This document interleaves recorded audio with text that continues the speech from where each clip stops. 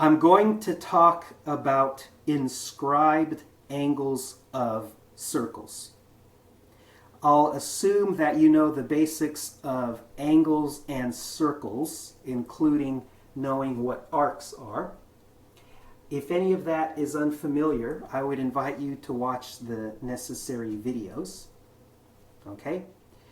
So let me now define what an inscribed angle of a circle is. Give me a minute to make a picture.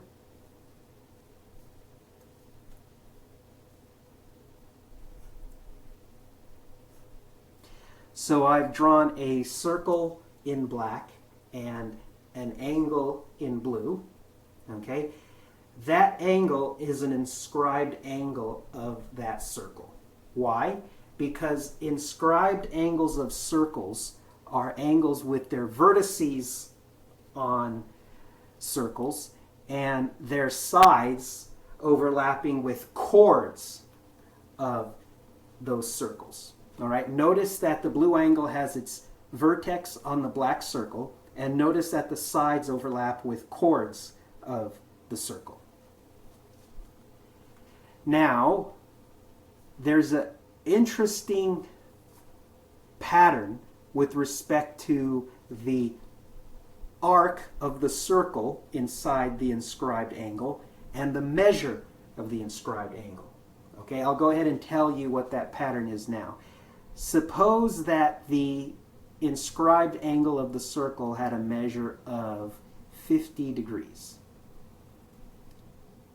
Then you immediately would know that the arc inside the inscribed angle corresponds to 100 degrees.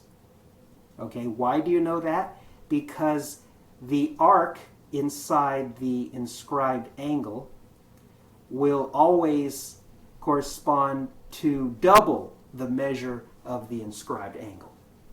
Okay, that's a very nice result. I'm going to prove that that is always the case. All right, I'm going to do that right now. So once again, give me a minute to make some pictures.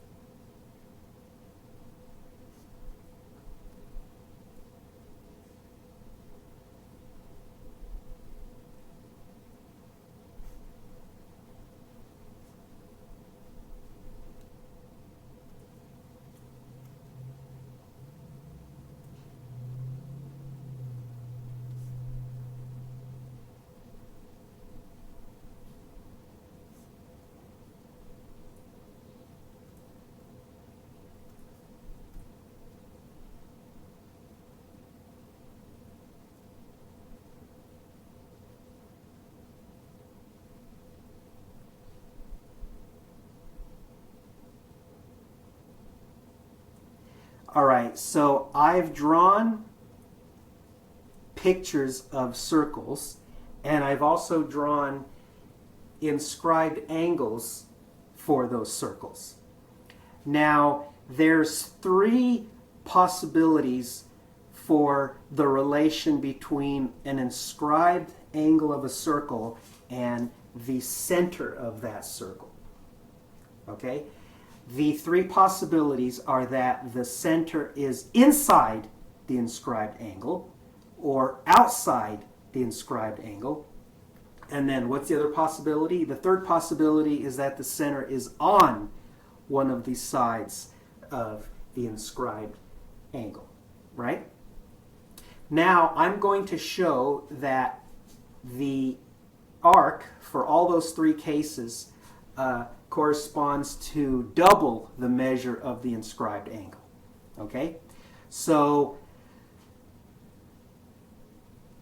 let me first deal with the case of the center being on one of the sides of the inscribed angles. And let me give a name to the measure of the inscribed angle. Let's call it alpha. Okay, in fact, let's call it alpha for all of my, let's not do that. Let's call it alpha for 2 of the examples. Okay, now, okay, so let me get back to the first example. So, and watch this. I'm going to draw a radius. Let's say that the radius of that circle is r, so I already know that certain line segments have a length r, and I know that I have an isosceles triangle, so I know that the base angles of an isosceles triangle are congruent, so I have another angle with a measure of alpha, and that implies that the central angle of the arc has a measure of 2 alpha. Okay? The reason we know that is because all the angles of the measures of the angles of a triangle add up to 180, but also 2 angles that make up a straight angle add up to 180. Okay? So think about that and see why the central angle has to have a measure of 2 alpha degrees. Then the arc corresponds to a measure of 2 alpha degrees. Okay, so that one is done. Now let me do the middle case where the center is outside the inscribed angle. So the angle that I'm focusing on has a measure of alpha degrees, and I have a second inscribed angle. Let me give the measure of that second inscribed angle a name. Let's call it b beta. Okay, so beta degrees. Now from the example that I just did, I know that that inscribed angle with a measure of beta degrees corresponds to an arc with a measure of 2 beta degrees. Okay? And I also know that both of those inscribed angles, when added together, make a bigger inscribed angle. They make a bigger inscribed angle with a measure of alpha plus beta degrees. Okay? Now, that bigger angle also corresponds to an arc. Let me trace the arc that inscribed angle corresponds to. It's the arc with respect to the color red. All right. Now, again, using the first example that I just did, the previous circle, I know that that red arc has a measure of twice alpha plus beta, okay, or 2 alpha plus 2 beta. All right. Now, would you agree that part of that red arc has a measure of 2 beta? So therefore, subtracting 2 beta from the measure of the red arc, what do we have left? Don't we have 2 alpha left? So therefore, the arc of the blue inscribed angle corresponds to 2 alpha degrees. Okay? Now let's do the last situation. So there, what I'm going to do is I'm going to call, I have the blue inscribed angle divided into 2 smaller inscribed angles. Let me call one of those pieces, let me say that the measure of one of those pieces is alpha, and let me say that the measure of the other piece is beta. Those are measures in degrees. Okay, so using the very first circle, that analysis where the inscribed angle had a side that went through the center of the circle, we know that the inscribed angles of this last circle we know the measures of their corresponding arcs. So 2 alpha and 2 beta. All right. Now notice that the blue inscribed angle has a measure of alpha plus beta. And notice that the measure of the corresponding arc is 2 alpha plus 2 beta degrees. So therefore, the pattern holds true for that example as well. Okay, so for all the possibilities, the measure of the arc is double the measure of the inscribed angle of the circle. All right? Now, let's do some practice problems using that result.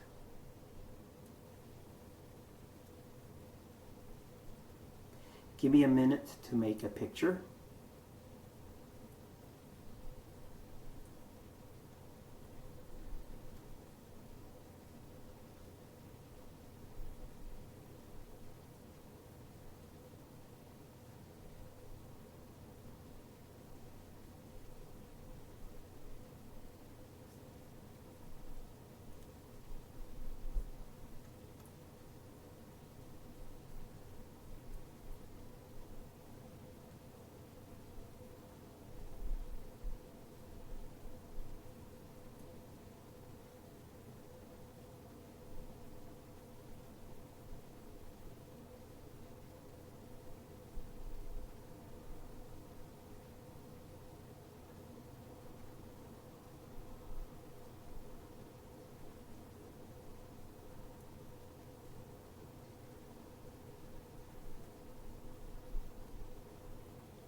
Okay, so I've drawn a circle with a triangle in it. One of the angles of that triangle has a measure of 70 degrees. The vertices of the triangle are labeled A, B, and C. One of the arcs that corresponds to one of the sides of that triangle has a measure of 100 degrees. And what I'd like to determine is the measures of 2 arcs and 2 angles, the ones that I've listed there on the right. Okay, so let's start with the measure of arc AC. Can you see that arc AC corresponds to the inscribed angle with a measure of 70 degrees? Therefore, that arc corresponds to 140 degrees. Okay? Now, can you see that the arc with a measure of 100 degrees corresponds to the inscribed angle located at, or with respect to point A, with the vertex at point A?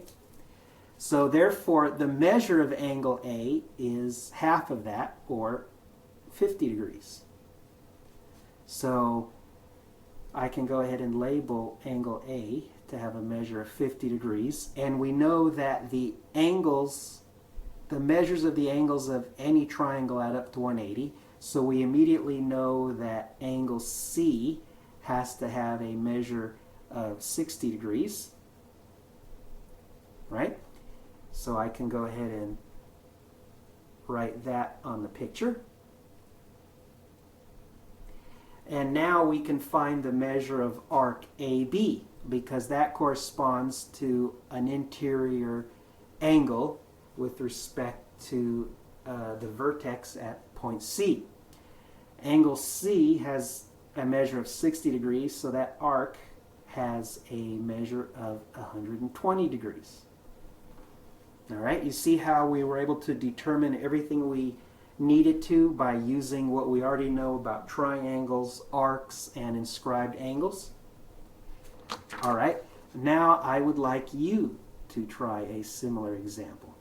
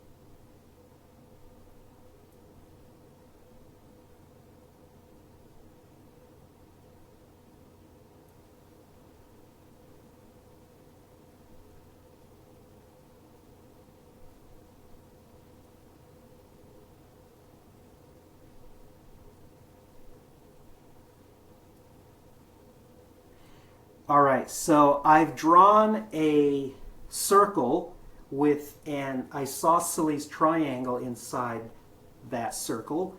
The vertices of that isosceles triangle are D, E, and F, and one of the arcs that corresponds to one of the sides of that triangle has a measure of 100 degrees. Now, what I'd like you to do is find the measures of all of the angles of the isosceles triangle and two arcs, arc DE and DF. So pause the video and work that out now if you can, please. All right, so I'll go ahead and work it out as well. So because we have an isosceles triangle, we know that the two base angles are congruent, so angle E and F are congruent. Angle D is the inscribed angle that corresponds to the arc with respect to 100 degrees, so therefore angle D is 50 degrees, has a measure of 50 degrees, and because it's an isosceles triangle, the only choice for the measures of the other two congruent angles are 65 degrees. Okay, so you can see that the measures of the angles of the triangle add up to 180. Now we can find the measure of arc DE that corresponds to the inscribed angle F. So we double the measure of angle F and get 130 degrees. And then arc DF corresponds to the inscribed angle E. So that has the same measure, 130 degrees. And notice that the measures of the three arcs add up to 360 because the sum of those is the entire circle. Okay, so I hope you got all those correct. Now I'd like you to see if you can do two proofs related to inscribed angles of circles. All right? Okay, give me a minute to make a picture.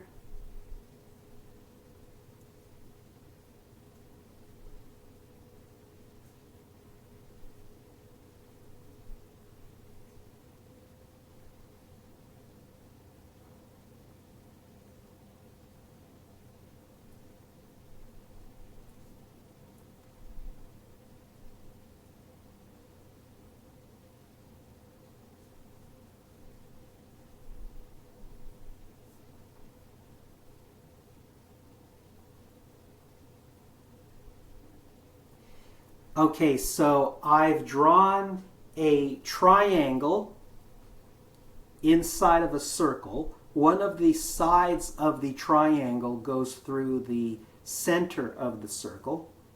What I'd like you to do is the following.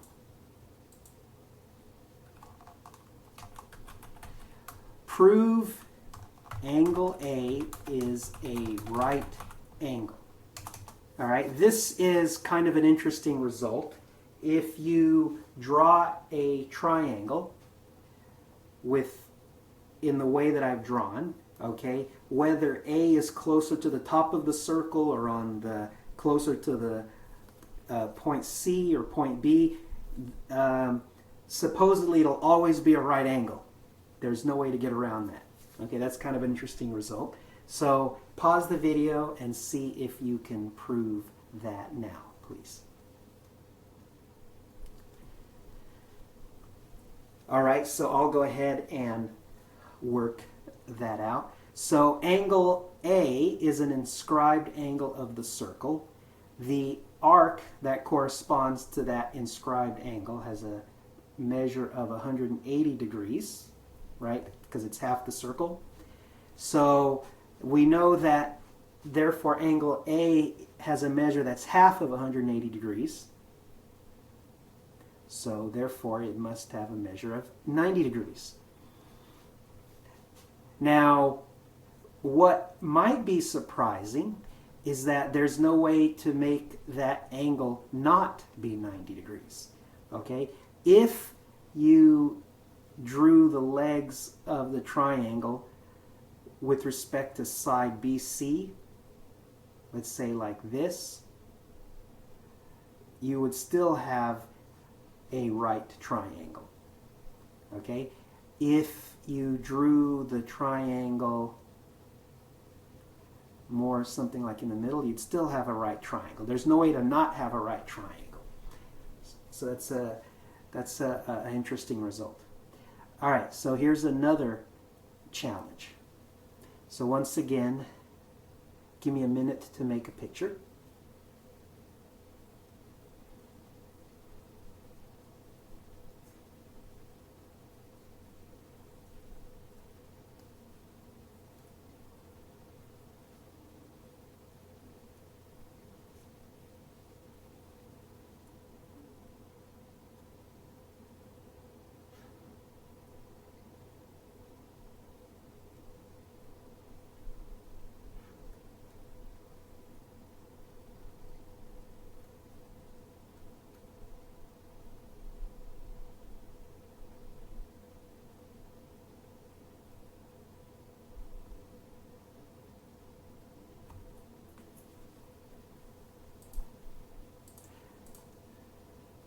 All right, so I've drawn two inscribed angles inside of a circle. They both correspond to arc DC. Okay? Prove that angle A and angle B are congruent. So in other words, if you have two inscribed angles with respect to the same arc, then prove that the inscribed angles must be congruent. All right, so pause the video and work that out now if you can, please.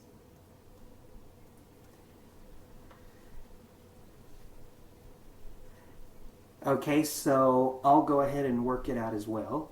So